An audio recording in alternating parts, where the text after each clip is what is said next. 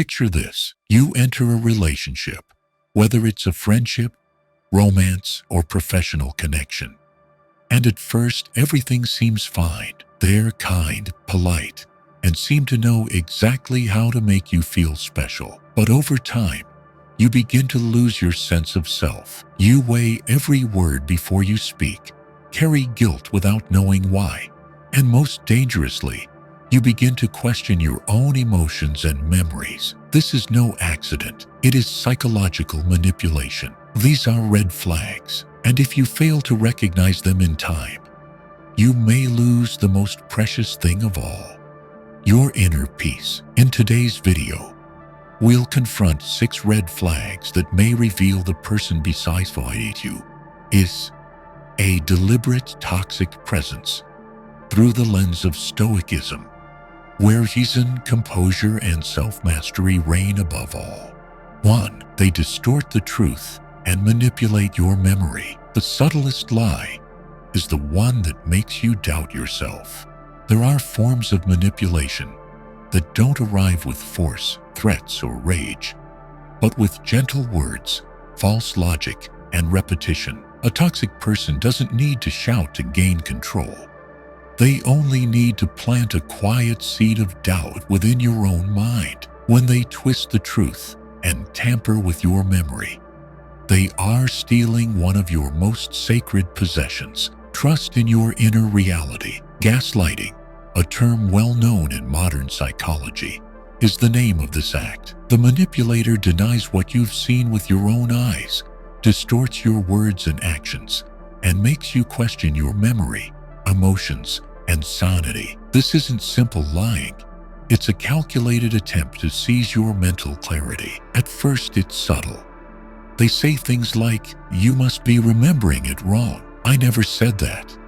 Or, "You're imagining things." It sounds harmless, even reasonable, but repeated over time, such phrases erode your trust in your own recollection. A vague sense of confusion soon deepens into a quiet crisis.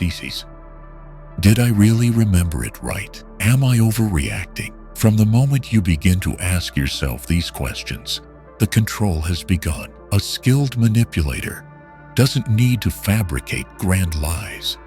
They simply retell events in a way that suits them, omit minor details, add a mocking tone, or rationalize with cold detachment. Over time, they build an alternate reality in which they are always right, and you are always too sensitive, unclear, or emotionally unstable. A common example: you confront them about a disrespectful act. Instead of listening, they smirk and say, "You're always so negative." Or when you recall an event from last week, they reply, "I don't remember it happening that way." This isn't a difference in memory. It's a denial of your reality, and it weakens the foundation of your inner world. The danger of gaslighting doesn't lie in its intensity, but in its accumulation. It doesn't shatter you in one blow. It creates small cracks in your mental walls, making you rely on them to verify what is real and what is not. And when you no longer trust your instincts, they don't just possess your mind.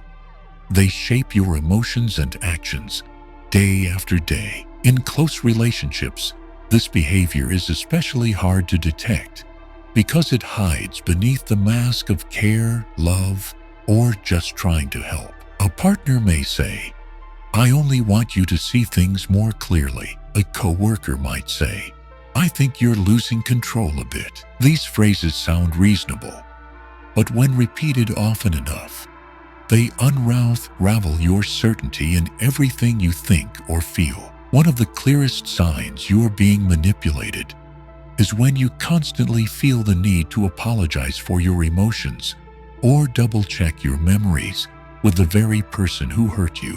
You feel confused after conversations. You fear confrontation because they always find a way to make you feel at fault. Worse, you begin to hide your true feelings out of fear of being labeled too sensitive or irrational. The human mind is a recording instrument. When you're forced to constantly rewrite your memories to fit another's narrative, Your mind grows weary, unstable, and exposed. Stoicism teaches clarity, presence, and self-command. Gaslighting, in contrast, clouds the mind, disorients the heart, and strips away your sovereignty. The irony is that such manipulators often seem confident and logical. They use rational words, examples, and evidence to prove you wrong. But do not mistake logic for truth. A person can argue persuasively while hiding wrongdoing. And once you fall into that web, you begin to devalue your own emotions and doubt what you've seen and felt. The wound doesn't only come from being deceived. It comes from losing trust in your own perception. And that's why this kind of manipulation is more destructive than any external blow. It corrodes from within. It makes you retreat from yourself, censor your thoughts, and live in a quiet state of tension. Always cautious, always wondering if you're just imagining things. In Stoic thought, clarity is the root of freedom. A mind grounded in reason cannot easily be drawn into false realities crafted by others. But to regain that clarity, the first step is recognition. Only by pausing and reflecting on daily interactions can you see that someone has been subtly denying you, making you question yourself, and slowly dismantling your inner strength. Distorting the truth is not just unethical, it is a theft of the spirit. And if you've ever felt as if you're going mad because no one confirms your lived experience, chances are you're not wrong. You're simply trapped in a reality built by someone else, where the simplest method of control is this: make you stop believing in yourself. 2. They create conflict as a way of life. It's not accidental chaos, it's their means of survival. While most people seek stability, harmony, and understanding in relationships, some seem to pursue and cultivate conflict as an essential part of their existence. They are not merely impulsive or quick-tempered. They are individuals who deliberately generate tension and discord, as if chaos grants them a sense of control and affirmation of being. This behavior is not always overt. Chronic instigators rarely slam tables or scream aloud. Their tactics are more refined, planting seeds of doubt, twisting narratives, dividing bonds, and stirring emotions indirectly. Their aim is not to resolve, but to sustain an honest amount of tension, a terrain in which they can manipulate outcomes to their favor. A common pattern is that they are always in the middle of conflicts, yet rarely held accountable. They tell one thing to person A, another to person B, then stand aside as the fallout unfolds. When confronted, they deflect with lines like, "I was just being honest.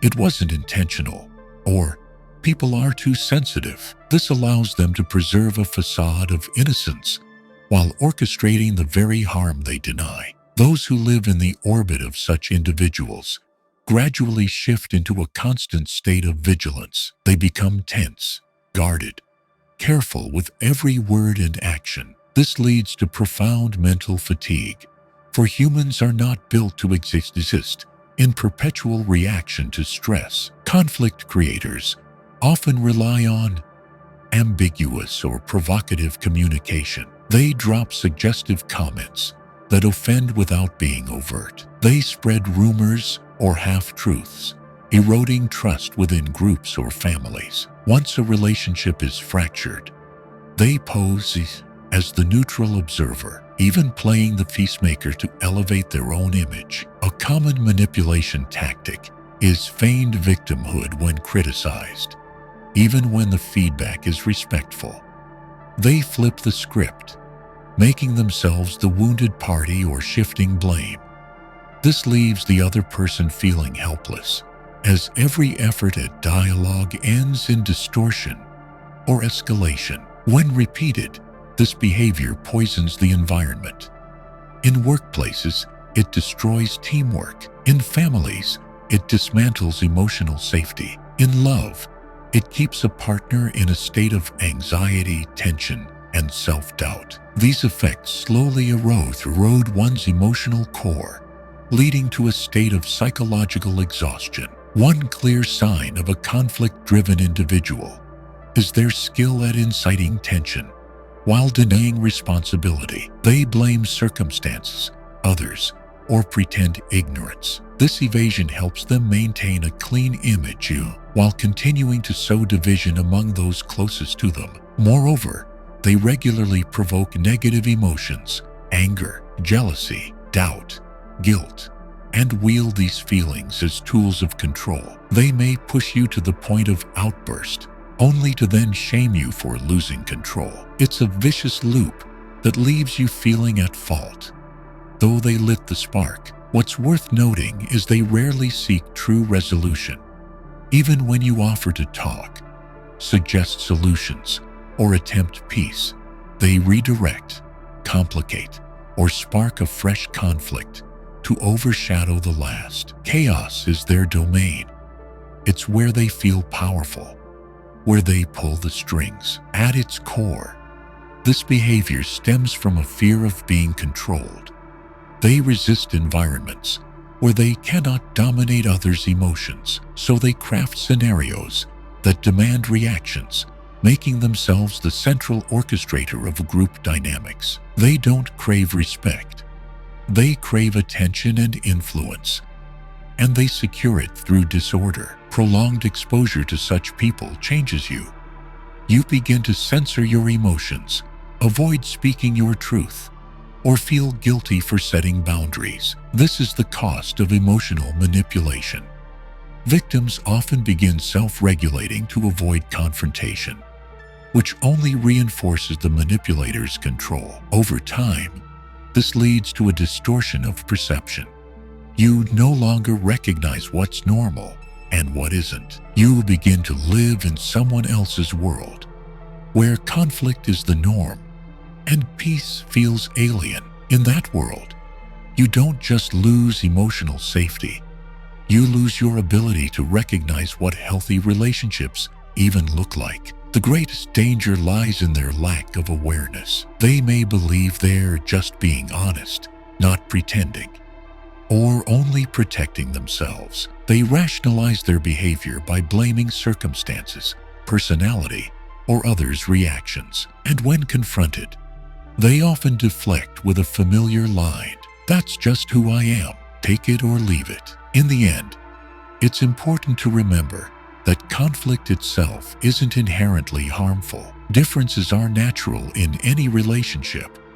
But when conflict becomes a recurring pattern, intentional, destructive, and skewed toward harm rather than resolution, it is no longer healthy disagreement. It is toxic behavior maintained for the sake of control and manipulation. 3. They make you feel perpetually at fault.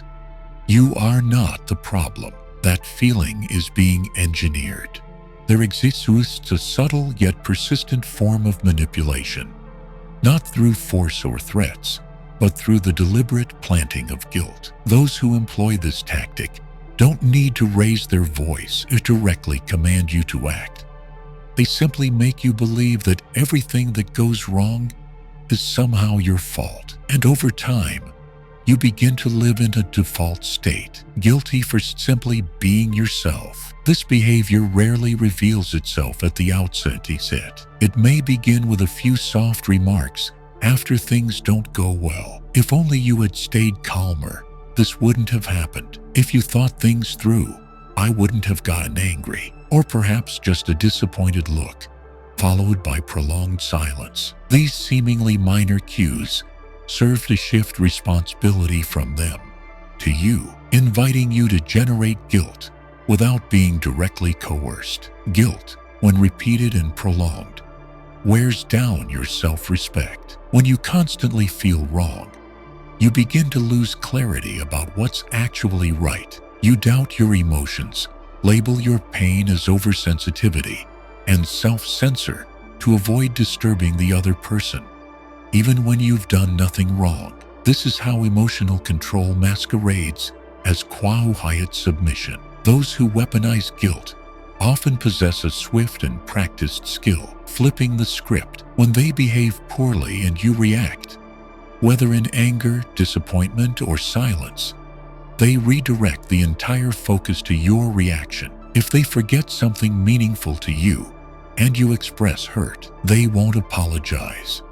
Instead, they'll say, "You always overreact," or "I'm exhausted," and now you're piling on. This tactic convinces you that you are too demanding, too difficult, too draining. Each time you want to express your truth, you hesitate, fearing you're making a scene, and so you go quiet. Not because you're okay, but because you've been conditioned to believe you're a burden. A clear sign you are under this form of emotional manipulation is when you find yourself constantly apologizing for things that aren't your responsibility.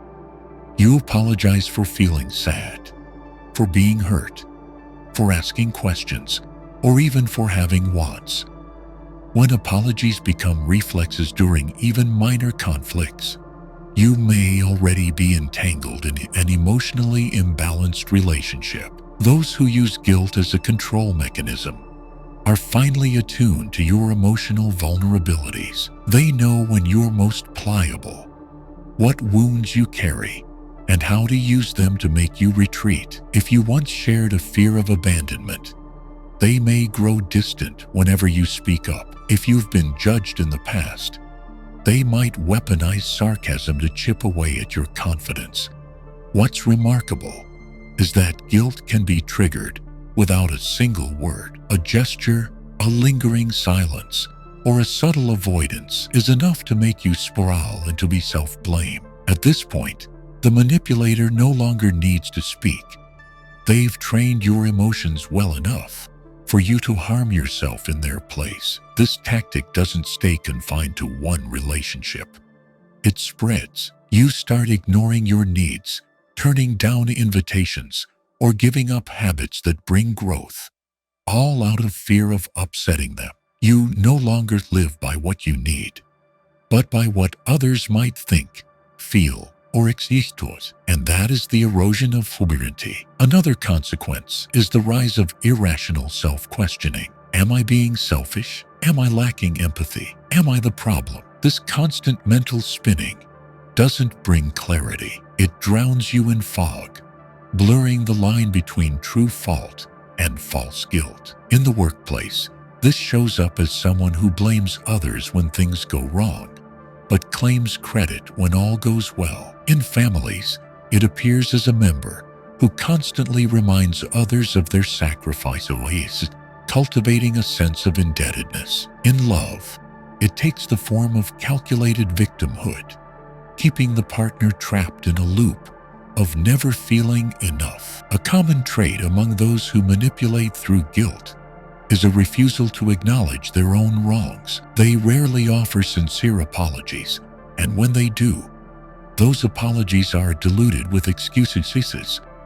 "I'm sorry, but you made me lose control," or "I was wrong, but you pushed me." This isn't accountability, it's justification, a smearing of the line between blame and responsibility. Ultimately, those who are trapped in this state of always being at fault begin to lose faith in their own worth. They no longer evaluate themselves by what is right or just, but by how someone else feels. If the other is pleased, they feel worthy. If the other is upset, they feel defective. Their self-perception becomes tethered to an external, ever-shifting reference point, an ideal condition for prolonged psychological dependency. 4. They always play the victim. Pity is their weapon, and you are the one being used. In personal relationships, some people always seem to exist in a state of victimhood. Regardless of the circumstances, no matter what happens, they find a way to cast themselves as the one who has been hurt. This is not mere fragility or a lack of resilience. It may be a deliberate emotional strategy designed to evade responsibility, control the situation, and retain emotional power within the relationship. The act of playing the victim often begins by blaming external factors, circumstances, other people, society, childhood, or anything other than themselves. When something goes wrong, they do not examine their own actions or choices, but instead redirect the blame to others. They might say, "I acted that way because I was hurt," or "If I hadn't been pushed, I wouldn't have done that." The result is that the other person begins to feel guilt on their behalf, feeling the need to explain, to comfort, or to make up for the negative emotions being displayed. Over time, the one who is always the victim gains control of the emotional dynamic by making others feel guilty for setting boundaries, expressing their opinions, or saying no. A common trait of this behavior is a complete denial of personal responsibility. When conflict arises, instead of examining their own role, they pivot to past pains, past betrayals, and personal trauma to justify their actions as inevitable. In doing so, they shift focus away from the real issue and draw attention to their emotions, something that cannot be questioned or debated. Those who regularly assume the victim role tend to recount past betrayals, wounds, or misunderstandings, not to seek healing, but to craft an image of being chronically wronged. These stories become a form of emotional armor, making any criticism or feedback feel like cruelty towards someone already broken. This behavior can be deeply misleading because often the person has indeed experienced real pain.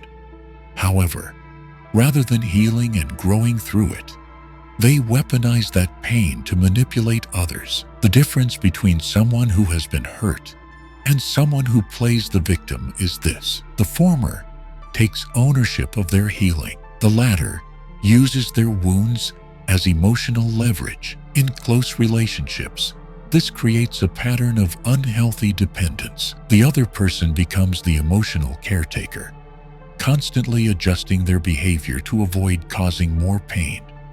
Every word, every action is calculated, because even a poorly timed sentence can trigger collapse or accusations of insensitivity. Over time, this blurs the line between genuine compassion and emotional obligation. The perpetual victim also uses emotion as a shield against accountability. When confronted or held responsible, they react intensely, crying, collapsing, or engaging in self-blame. This emotional display halts the conversation instantly, as the other person pulls back, not wanting to hurt them further. But this too is a tactic, an effective escape from responsibility that shuts down dialogue. Another sign is constant complaining without any intention to change. They describe their suffering, the injustice, the pressure, but when offered solutions, they resist or explain why nothing can be done.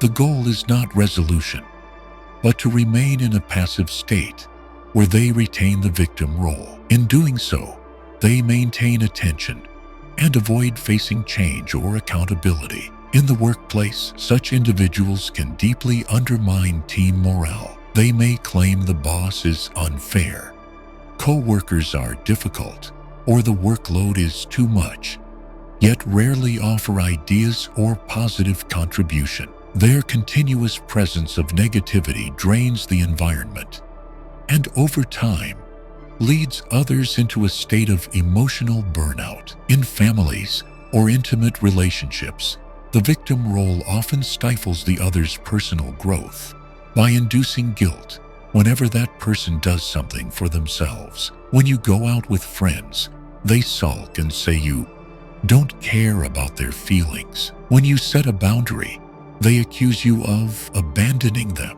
Gradually, you begin sacrificing your own needs just to keep the peace, even if it costs your autonomy. Over time, this behavior creates a distorted emotional ecosystem where guilt becomes the primary tool of control. The other person becomes afraid to speak honestly, to draw limits, and eventually loses touch with their true feelings.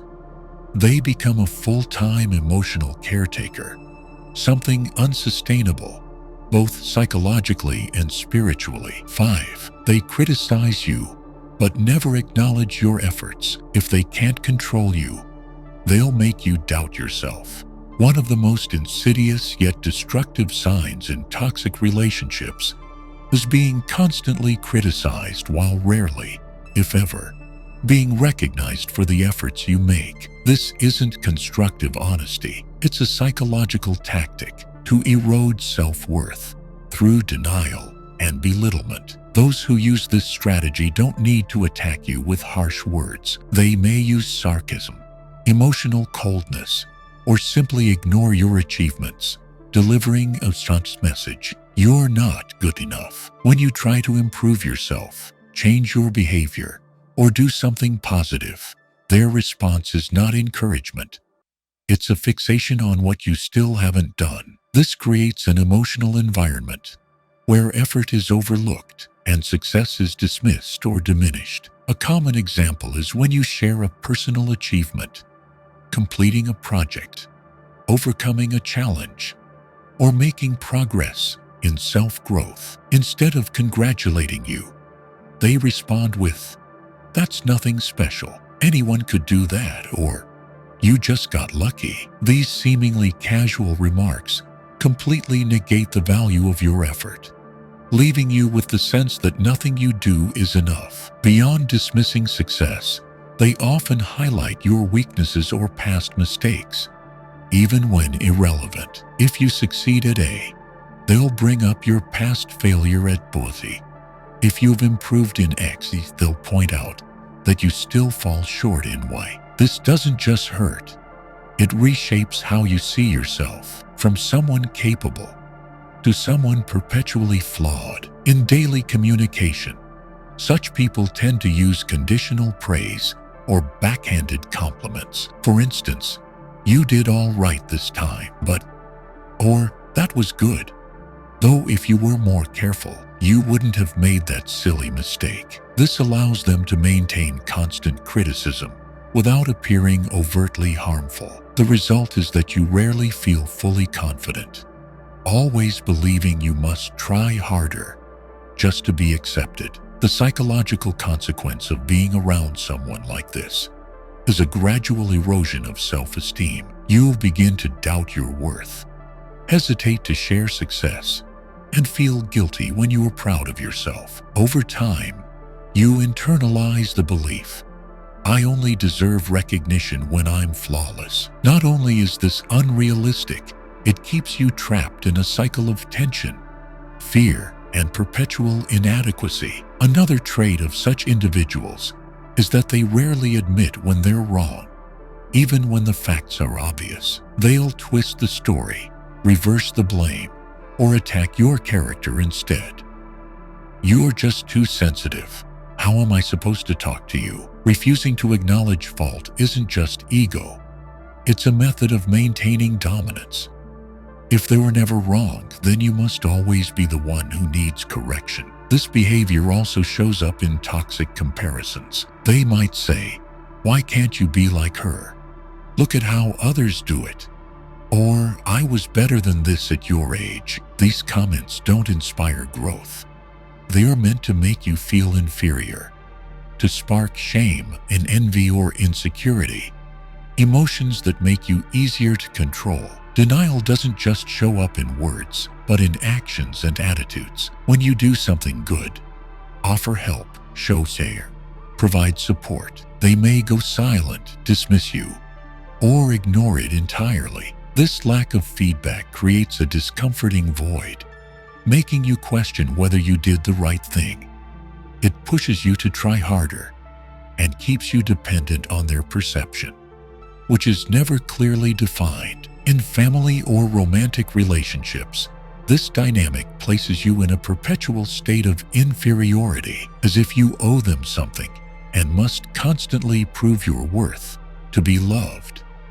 Love becomes a reward, and coldness a punishment, based on whether you've met their ever-shifting standards. Effort is replaced by expectation, and you never quite know when you're enough. In the workplace, This behavior often surfaces in managers or competitive colleagues. When you succeed, they take credit or downplay your contribution. When you err, even slightly, they emphasize, exaggerate, or weaponize it to damage your reputation. This doesn't just demoralize, it stunts your professional growth and undermines trust. In the long run, constant criticism without recognition distorts your self-image. You may achieve success, but not believe you deserve it. You may receive praise from others, but feel uncomfortable accepting it. You start outsourcing your self-worth to those who've repeatedly denied it.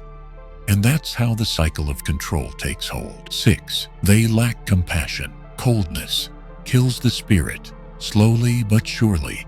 Compassion is a core element that enables human connection, understanding, and mutual support in society. It is not merely the expression of empathy, but the foundation of healthy relationships, where each person feels seen, heard, and understood. However, when someone lacks compassion entirely, they become a source of deep harm, not through violence, but through indifference, detachment, and emotional disconnection. A person without compassion often lacks the ability or the will to see things from another's perspective.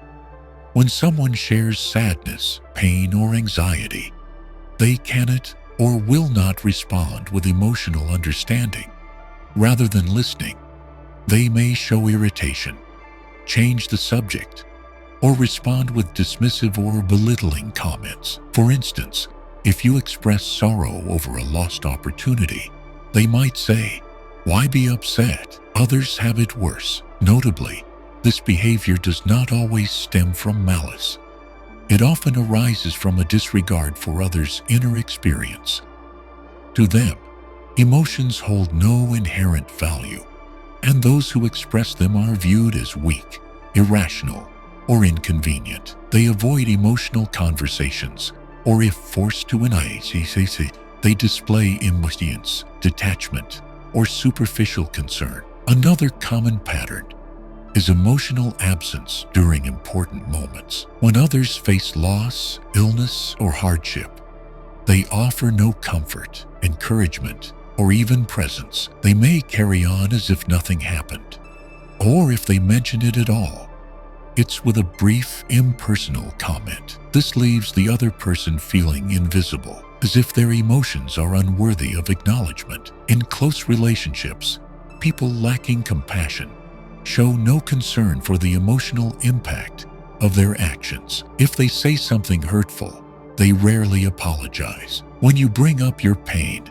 they might deny it or turn the blame back on you. You're just too sensitive. Rather than take responsibility and adjust, they use cold detachment to dismiss your feelings and maintain control without having to change. They may also exploit moments of your vulnerability to assert dominance. Instead of offering support, they criticize, blame, or show disdain. For example, if you fail at something, they might say, "I saw that coming. You're not really good at this anyway." When you need help the most, they reinforce their superiority through coldness and criticism. Those without compassion also struggle to share in others' joy. When someone achieves something, growth, success, recognition, they often remain silent, deflect, or respond with sarcasm or envy. To them, another's success isn't a cause for celebration. It's a threat. Rather than rejoice, they downplay the achievement to maintain emotional superiority or balance. The long-term effect of being around someone without compassion is emotional numbness and inner isolation. When one's feelings are constantly dismissed, they gradually stop sharing, retreat inward, and begin to doubt their own emotional reality. They may come to see expressing emotion as wrong or even dangerous. This disconnection from the self can lead to depression, anxiety, or a lingering sense of emptiness. What's most striking about these individuals is their emotional coldness remains consistent, not just in isolated situations, but across all relationships and contexts. They remain emotionally distant. They don't need to hurt you directly. Their prolonged indifference causes a slow, corrosive wound. Over time, you begin to feel invisible, unheard, and without emotional space to exist. In professional settings, such people can create environments that are cold and disjointed. They offer no support during difficult times, discourage growth among colleagues, and avoid building a culture of care. This lack of empathy weakens collaboration, increases stress, and leads to workplaces devoid of trust and motivation. On a personal level, when someone lacks compassion, all their relationships become transactional. They care only when there is something to gain, and withdraw when the relationship no longer serves them. This leaves others feeling used, deeply disappointed after prolonged involvement. Some individuals without compassion are skilled at masking it. They may appear polite, professional, even friendly on the surface, but deeper down, there is no genuine concern for others' feelings or experiences. Their responses are rehearsed, designed to protect their image rather than reflect sincerity. This leaves relationships hollow, disconnected, and emotionally sterile. After understanding the 6 signs that someone may be subtly manipulating and harming us, the most important step is not to judge them as bad or toxic, but to decide how we will protect our own inner life. Because often, harm doesn't come from a blow,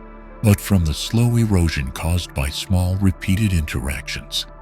Every word that makes us doubt ourselves, every gesture that tells us we're not enough. I once spent a long time living in pursuit of being recognized. I believed that if I were good enough, kind enough, selfless enough, then someday that person would change. But they didn't change.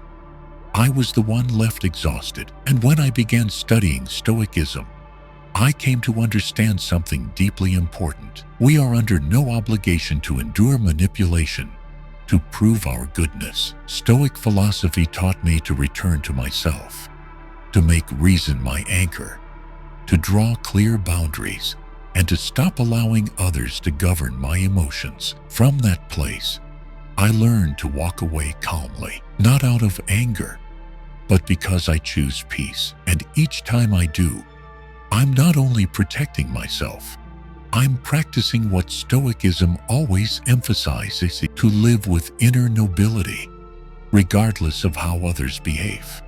If you found this content helpful, please like, subscribe, and turn on notifications so you won't miss future videos. And no matter how chaotic the world becomes, remember, true peace does not come from changing others.